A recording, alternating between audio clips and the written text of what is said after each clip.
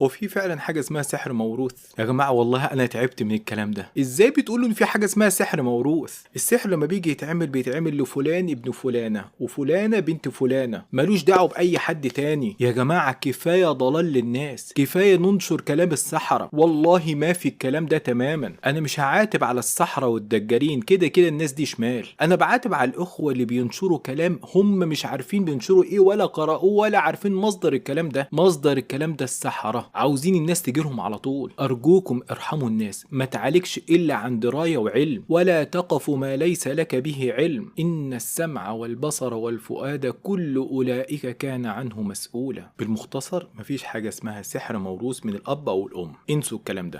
لو عجبك الفيديو واستفدت منه ما تنساش دعم الفيديو بلايك وشير وسبسكرايب. دعم الفيديو عشان تساعد على انتشاره. جزاكم الله خيرا، والسلام عليكم ورحمة الله وبركاته.